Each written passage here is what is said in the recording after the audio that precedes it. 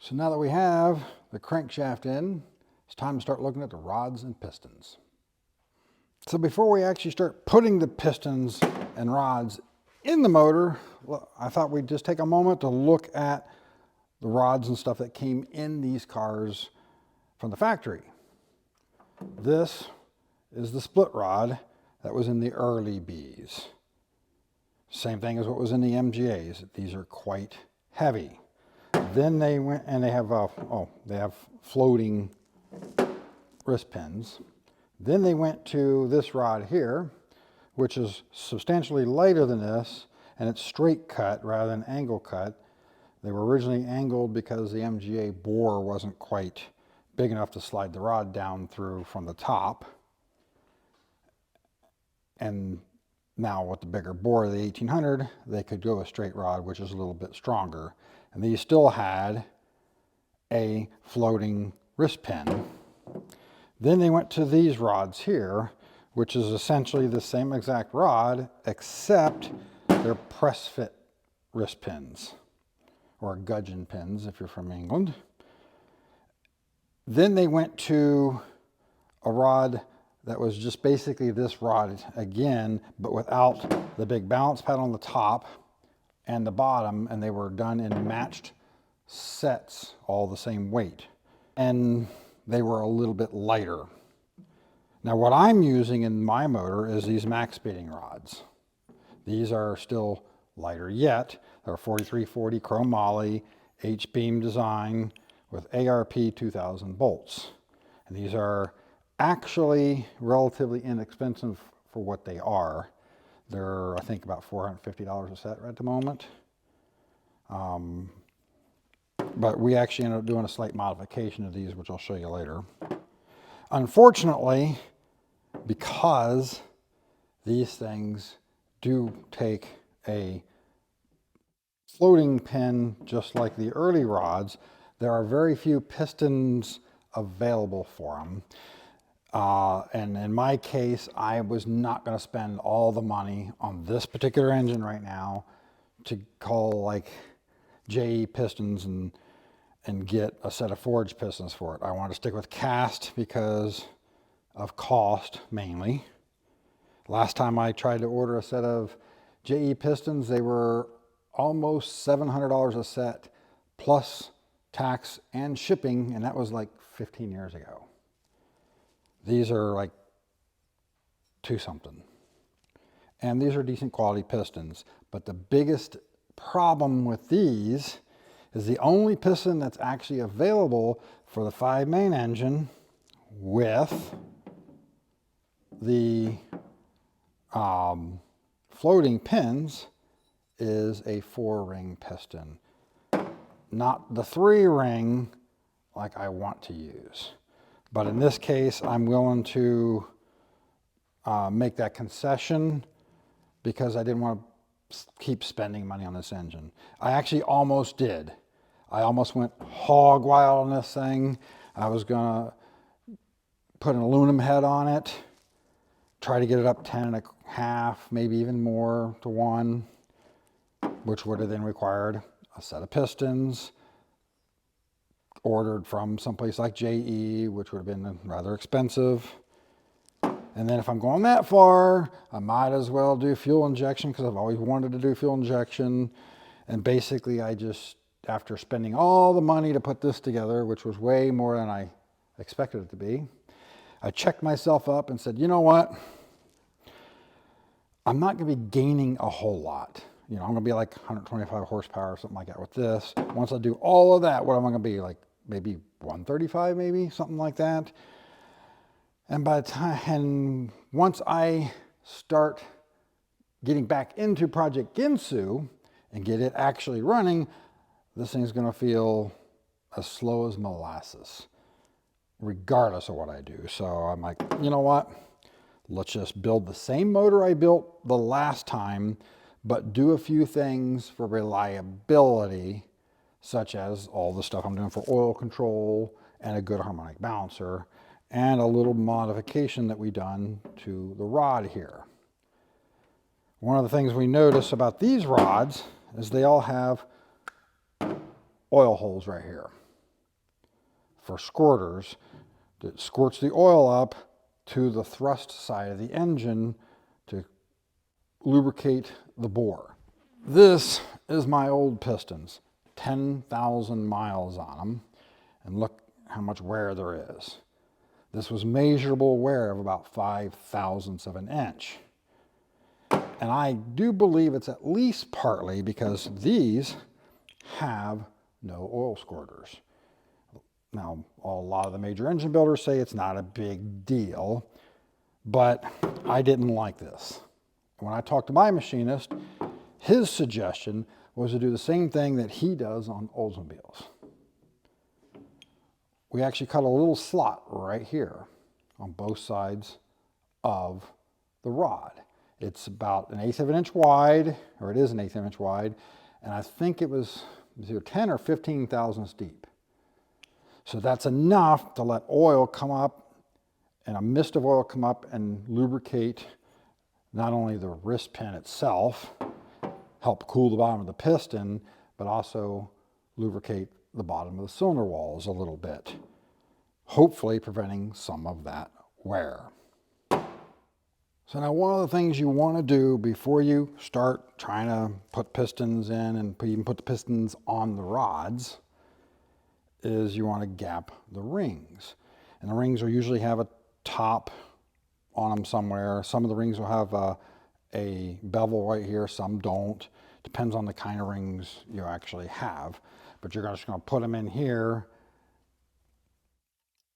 You got to be careful with rings because they are iron and you can snap them and break them. But then you slide it down in. We use a piston to slide it down in square with the bore.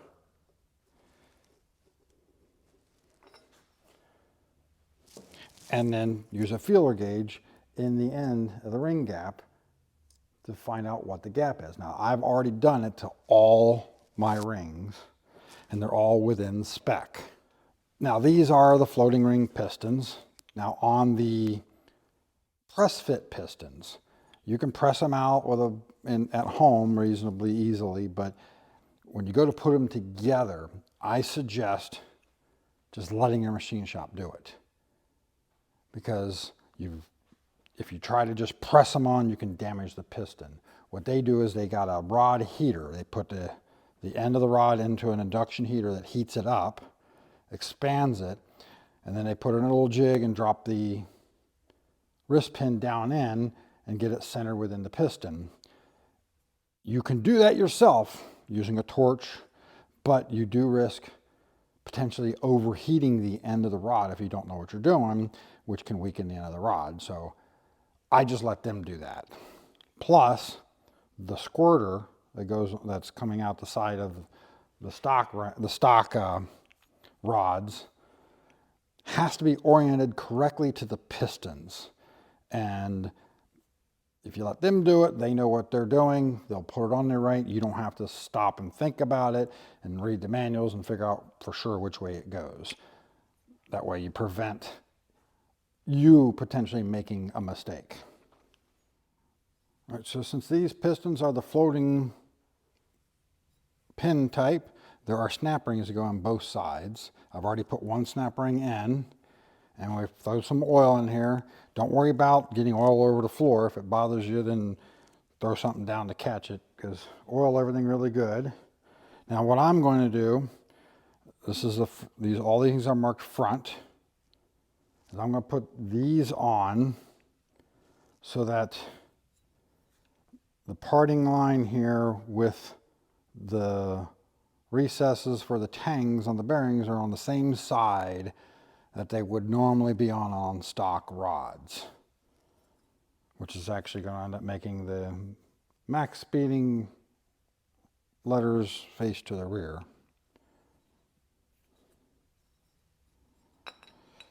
And we got the pin's got some oil already on it. The end of the rod, everything's got oil on it already. We'll put that in there. And then we just put another snap ring in the very end here. And then we repeat that for the other 3 pistons.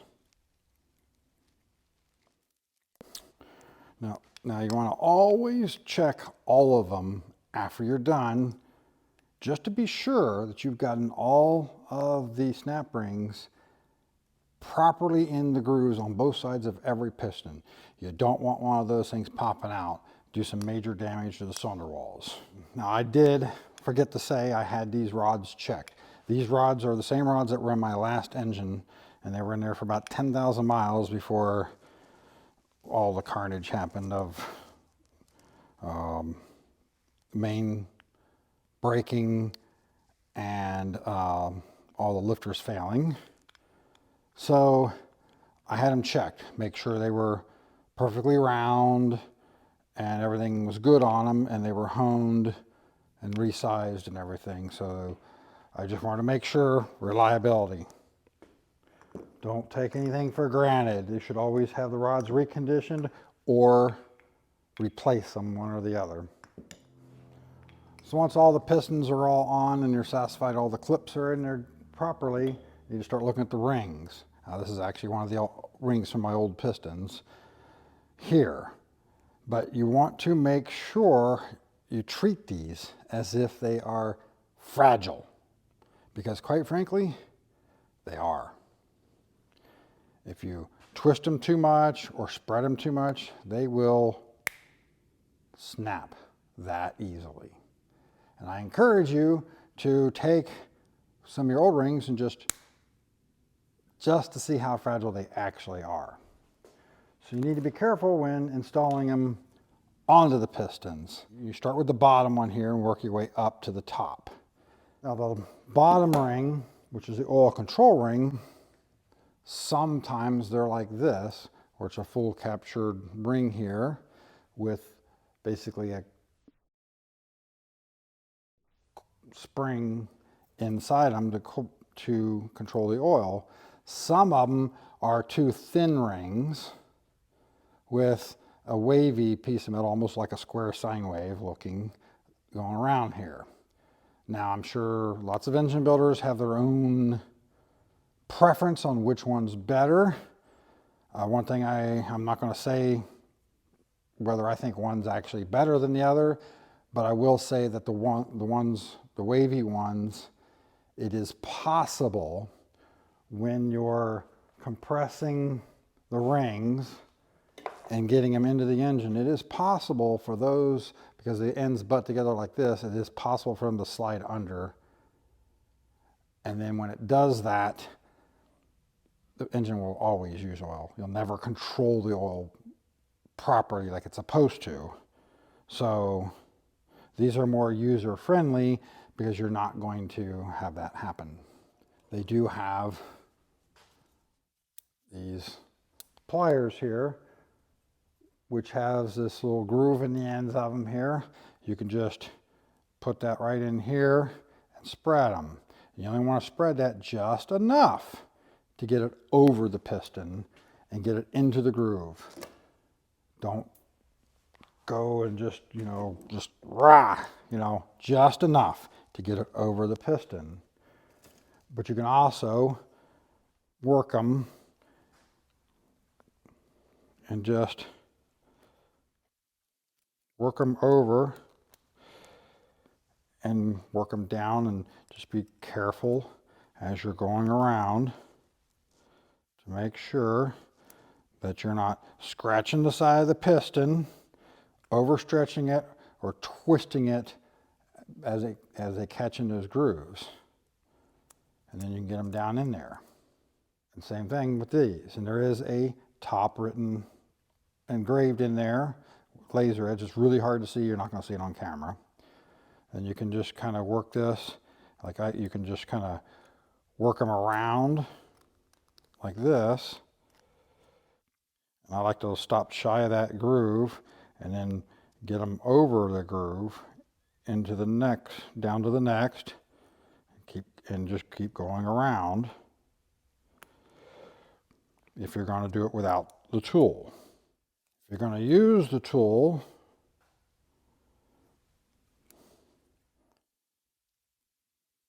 if you have one, then just open it just enough to slide it over and get it down to the one you want. Now when you go to actually put these in the block, you've got to be careful to make sure none of these grooves line up with each other. You don't want them all in line with each other. Now I'll go ahead and get all of the rings on all of these, and then we'll go on to the next step. Since we got all the rings on there, we need to rotate them. We want this gap to not line up with any of these slots.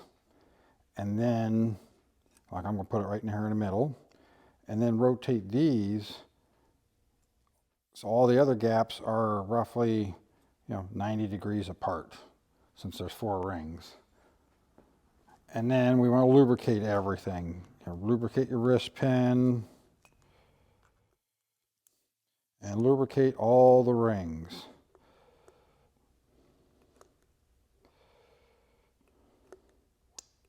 And this is just oil. This is the oil that I'm going to be running in the engine. Now there's several different types of ring compressors. This is simple, cheap, and effective, if not a little finicky. But there is a top and a bottom to these. They have little notches right here that sit on top of the cylinder wall. So you're going to put those in like that.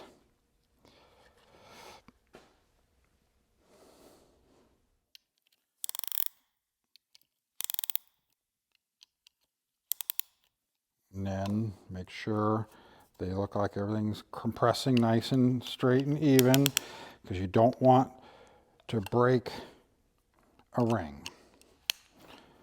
If they're not compressing properly, back it off, make sure everything's lining up, and go at it again. But don't, if you really crank the heck out of this thing, then it'll be really tight pumping them down in there. Now you can go ahead and put the bearing in here if you want. I'm not right now, because I find sometimes when you're popping them down in, that can just fall out. But the front, where's the front of the engine? Oh, wait a minute. Whoop, almost didn't do this yet. Make sure you lubricate.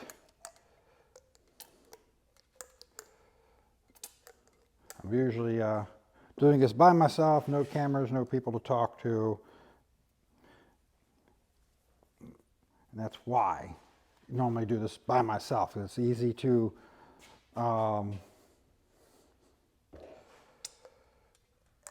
when you're thinking about talking about it or talking to other people, it's easy to do something like that and make a mistake.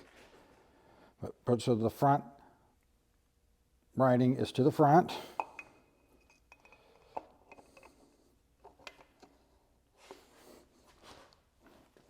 And then we tap it down, and don't get too forceful. Just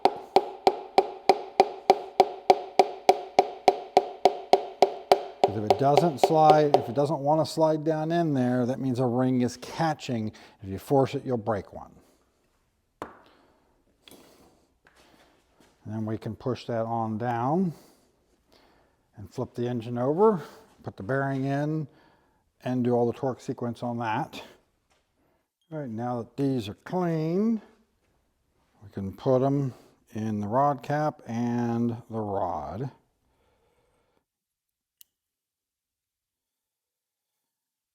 Now the rod caps are marked, which they don't come marked, but they're marked 1, 2, 3, 4, and the rods are marked 1, 2, 3, 4.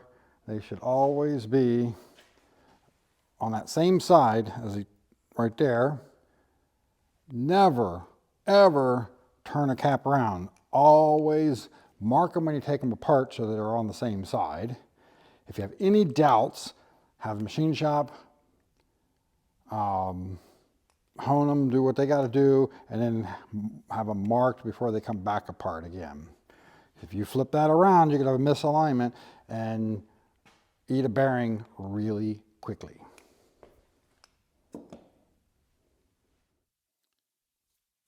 I have seen that before.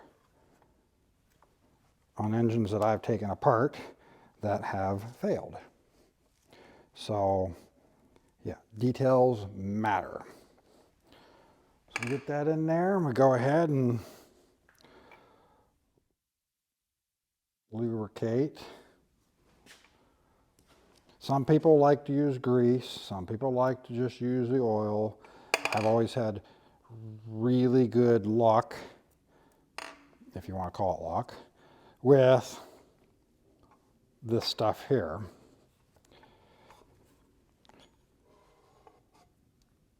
Bring that up.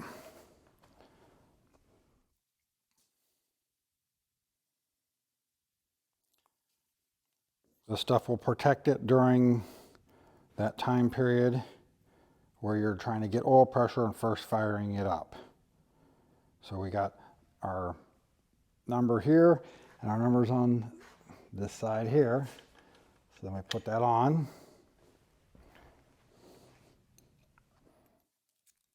And since these are ARP, we got the ARP lube for them.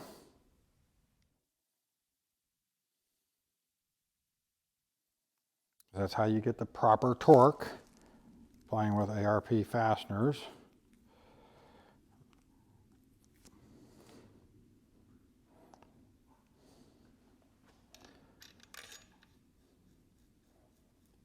And the torque settings will be different than factory rods usually. I looked them up for these rods and these particular bolts because I don't actually know the ARP part number on those bolts.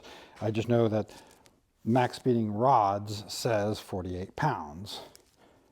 Now what I like to do is I like to run them down.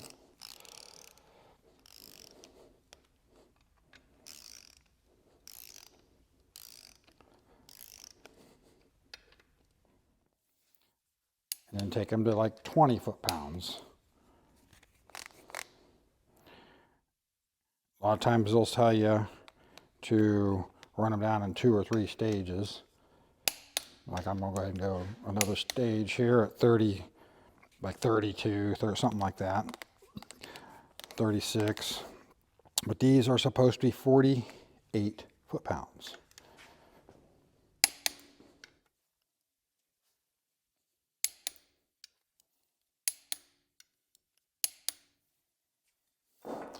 And as always, rotate it. Make sure everything's rotating smoothly before you move to the next cylinder. Because if it doesn't rotate, you got a problem, you take it back apart, figure out what the problem is. Now I'm going to go ahead and do the other 3 cylinders.